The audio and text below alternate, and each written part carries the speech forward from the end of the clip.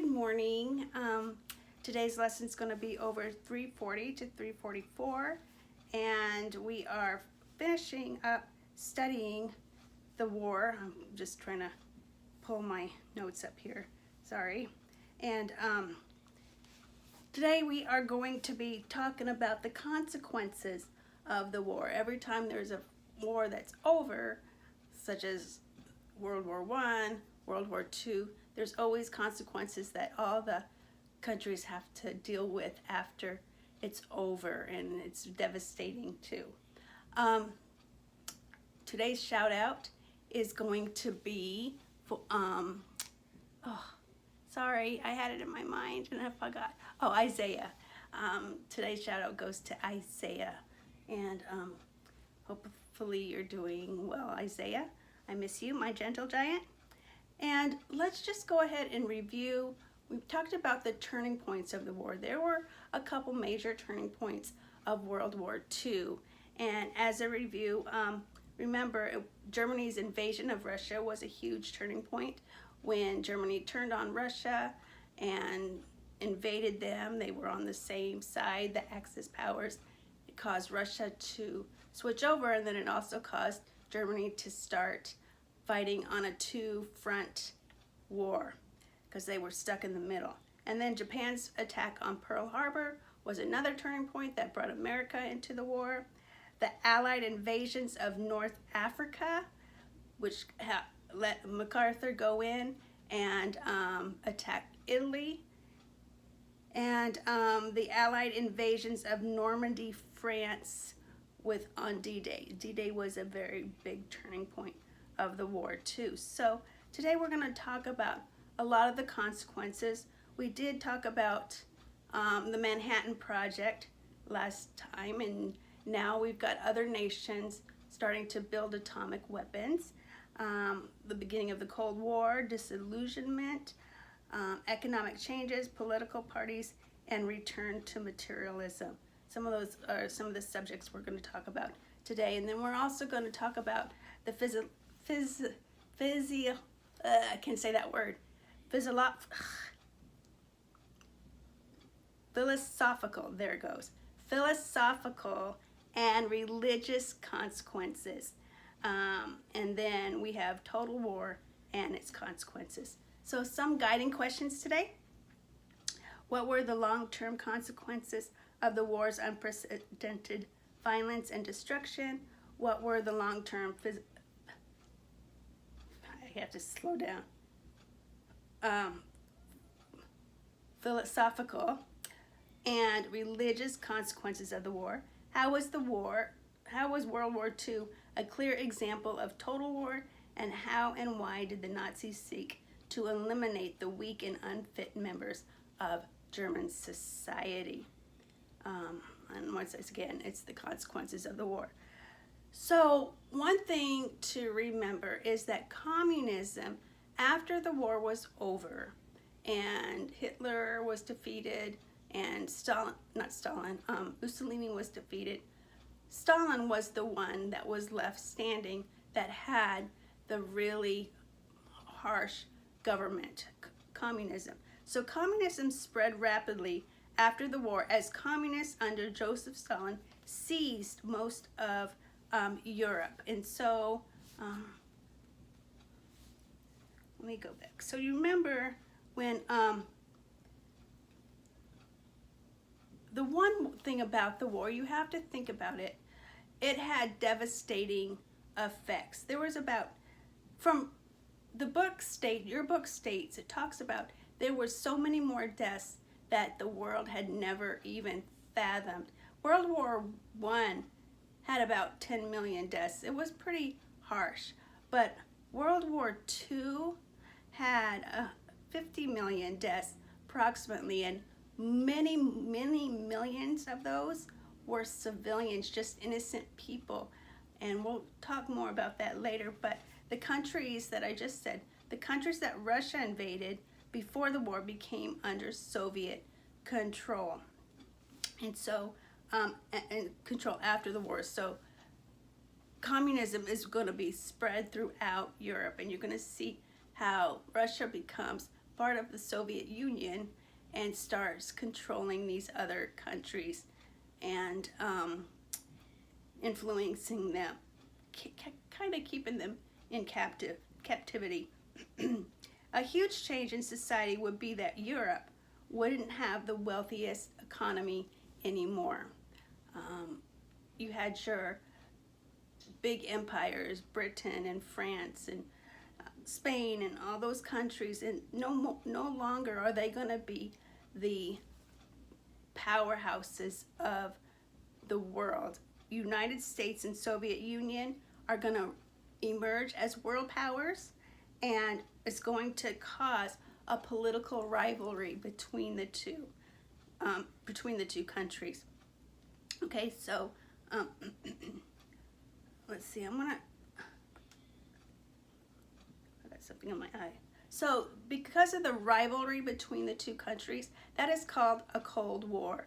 A Cold War is a political rivalry and conflict of ideas that stopped short of actual war between the U.S.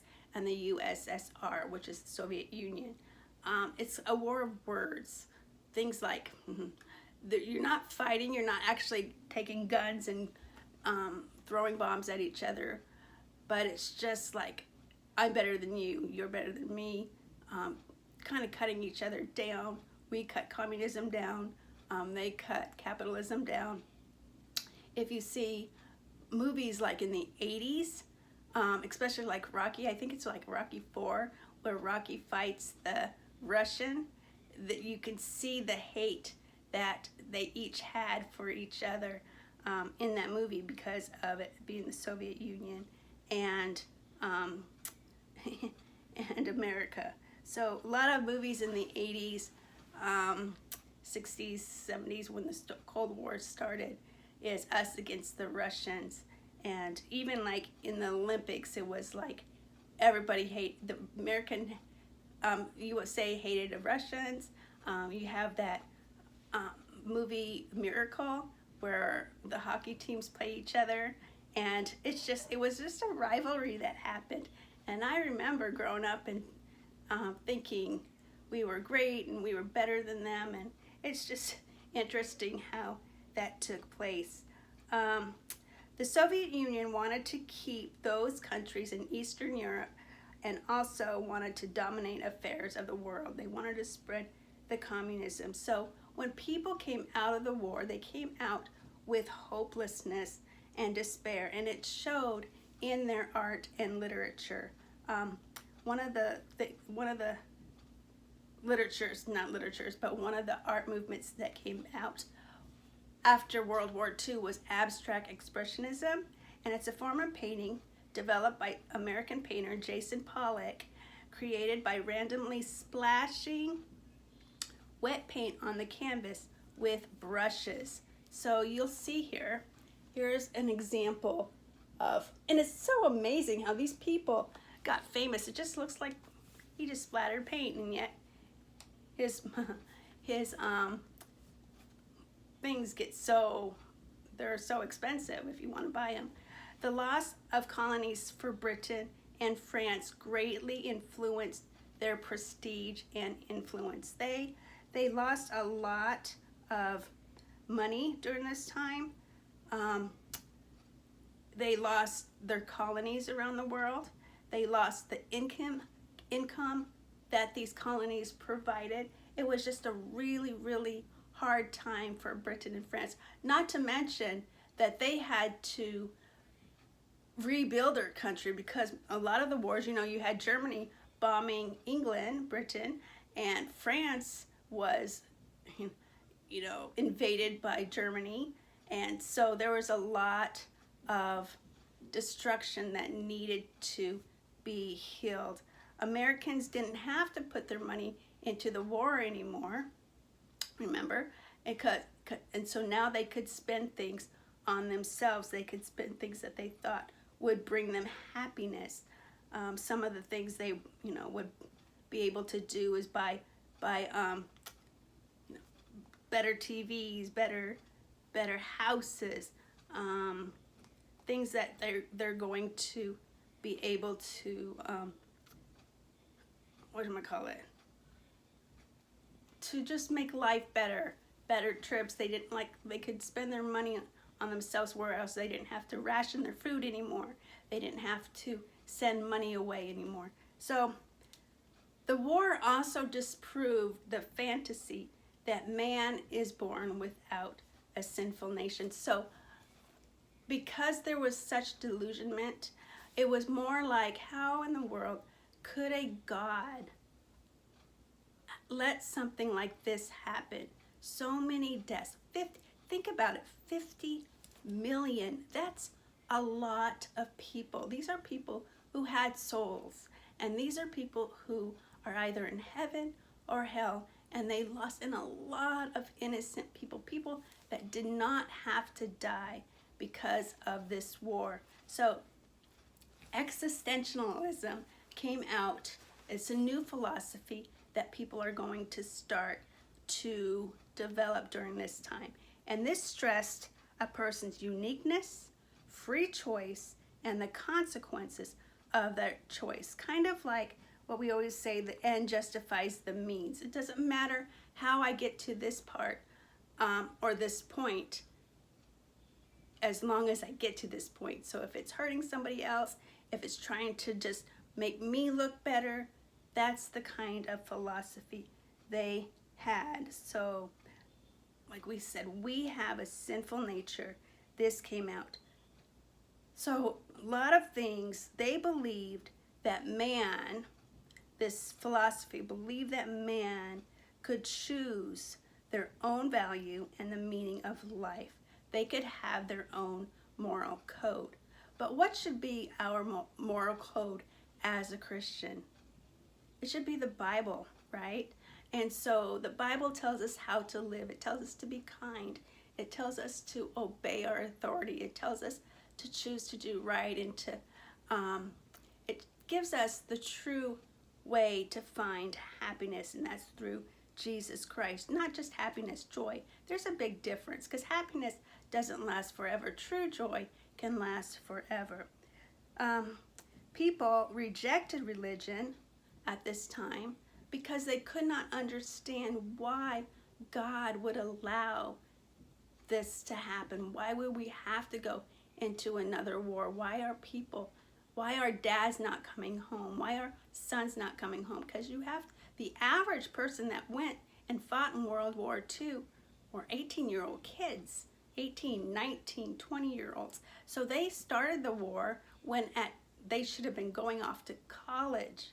Then they come back 4 years later and they're college age and they're devastated. Some come back injured. Some come back losing people that they love, their best friends, people that they fought next to. They've lost generals.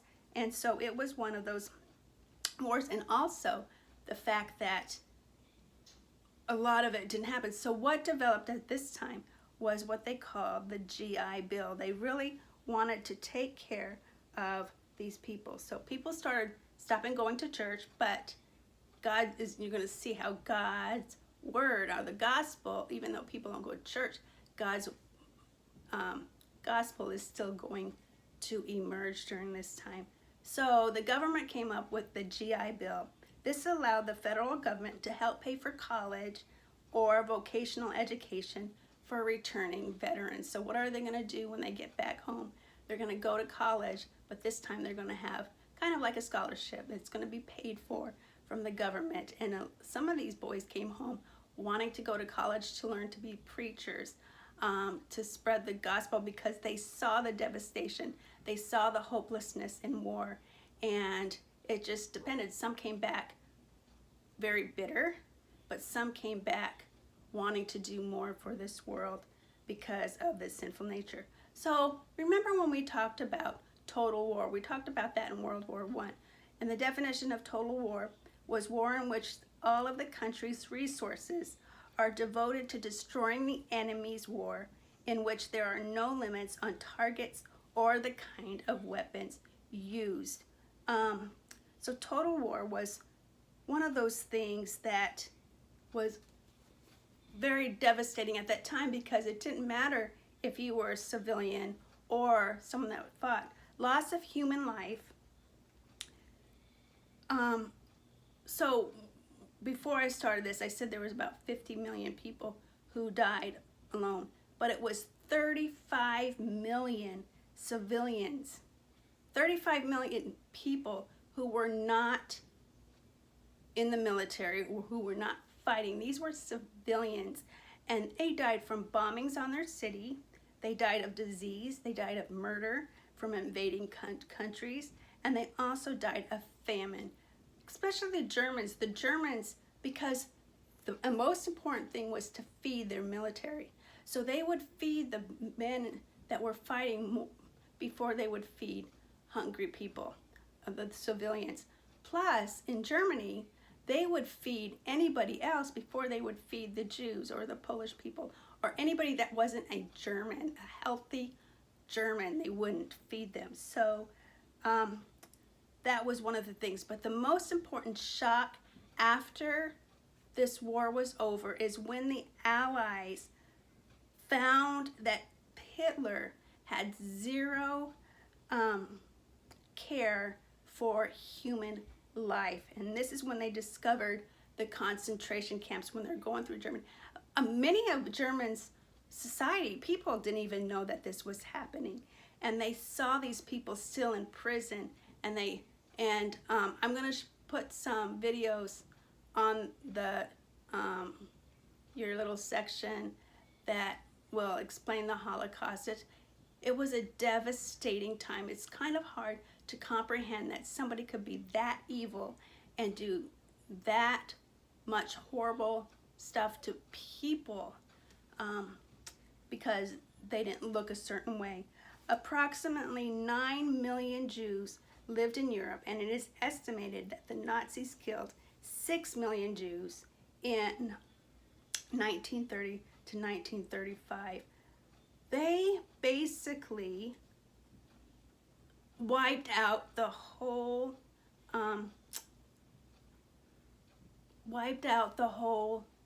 almost more than half of the population of the Jews in Europe.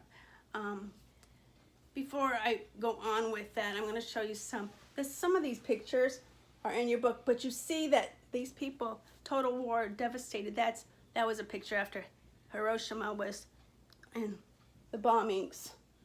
All these, in the war, I'm kind of going back again because I forgot to finish talking about this. The entire cities were bombed into rubble, or they were firebombed into ashes. Europe lay in ruins, and its industries and infrastructures, their buildings, suffered almost complete destruction. So the Holocaust, which we're now talking about, is the German attempt to destroy Jews in Europe. And I was going to give you some more. Hitler, not only did he want to destroy the Jews, he also promoted euthanasia. Euthanasia is when you can kill the elderly or the handicapped or the unfit people. The Jews had a name. They don't call it the Holocaust. They call theirs the Shoah. And the Shoah is just the Jewish name for the Holocaust. It means, it means calamity in Hebrew. And such a sad, sad, sad time. The Bible says in Psalms 130, 5 through 8. I'm going to just read these verses to you. Okay, it says, I wait for the Lord, my soul doth wait, and in this word do I hope. My soul waiteth for the Lord more than they that watch for the morning. I say, more than they that watch for the morning. Let Israel hope in the Lord, for with the Lord there is mercy, and with him is plenteous redemption, and he shall redeem Israel from all his iniquities. Israel was God's chosen people. The different types of concentration camps, there was a lot, but one of the Auschwitz is one of the main ones that we talk about. I know there's Dachau. that's another one, but Auschwitz killed over 1 million Jews alone. I, as a person, can't even comprehend how someone could do something like that. Such evil, such hate. I don't know where this hate developed, but he hated the Jews so much. I don't know, I can't even begin to think of how that could happen. I just don't think, but it's millions. Think about that. Millions of people were killed just because they were Jews.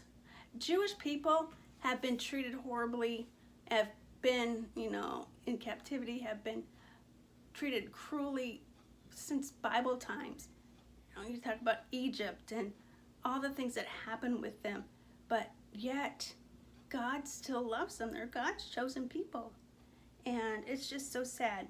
Some review questions today before we end is, what political system spread rapidly over Eastern Europe after World War I? And that's communism. We'll talk more about communism in the upcoming chapters. List 5 groups that the Nazis systematically murdered prior to and during World War II. Jews, communists, gypsies, the mentally ill, the disabled, the chronically ill, Poles, Russians, Ukrainians, and Czechs. So, I don't know, I just said more than 5, but if you weren't, blonde-haired, blue-eyed German, then you were not worth anything. Given the failure of philosophy and religion, how did many respond after the end of the Second World War? They had doubts about God. And then why did the philosophy fail to predict the devastation of these two wars? Well, human wisdom tends to exalt man, and so man believes that he's basically good. But the devastation that occurred during world wars contradicted man's high view of himself. And then why did the philosophy fail to predict the devastation of these two wars? I already said that one. I repeated that one again. Sorry. Why did Bible-believing Christians not suffer the same disillusionment common among unbelievers of the war? Well, because Christians believe that this devastation of war, our mind view, is because we know that man is a sinner. The Christian also has hope in salvation and hope in Jesus Christ and the expectation of a restored order when Christ returns. We as people, even this time during coronavirus, people who are without hope, they just can't understand it. They're scared. But even though Christians can be scared, we still have that hope that things are going to be okay. And there's something that's great about having hope, especially hope in salvation, hope in Jesus Christ, knowing that no matter what, Christians, we're going to be okay because Jesus is there with us. It might not be the answers that we want, but we're still going to be okay. And then I'll leave with you, because it's such a sad subject that we talked about. An interesting fact, the inventor of sliced bread used to use metal pins to keep the loaves together before he thought of the idea to stick them in a bag. So that was something that we can take with us. I miss you guys. I hope that you realize that hate starts by something little. And he might have got mad at somebody, he might have hated somebody, but keep hate away, be kind to others. Even the unlovely, even the people that drive you crazy, you don't have to be their friend, but you can be friendly. There's going to be people in your lives that you're not going to get along with as well as others. You can still be friendly, and you can still care. So just keep that in mind and make good choices. I love you guys. Have a great weekend.